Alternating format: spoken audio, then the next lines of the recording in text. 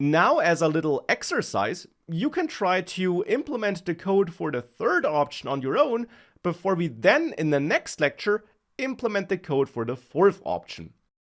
Here's a short pause for you to pause the video and try this on your own. Thereafter, after this pause, we'll implement the code together.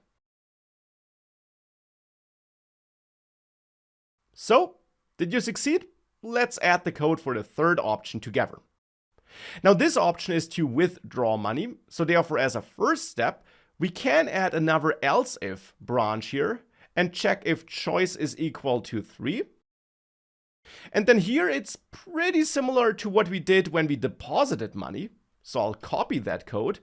But of course now we're not looking for a deposit, but instead for the withdrawal amount.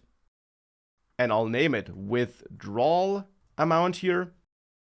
And then populate that value and deduct that value with that minus equal operator I already mentioned in the last lecture.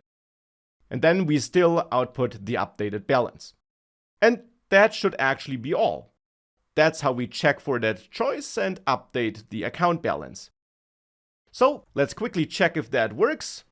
If I choose the third option and I withdraw 200, I got 800. The old balance, which we updated in the last lecture, was not stored because the program ended in between. We exited the program, and therefore all the old state and all the old stored data was lost. We would have to store it in a file or in a database to save it between executions, and that is something we will explore later, but here it's lost. But for this demo app, that's also no problem. Now, in the next lecture, let's work on that last option here.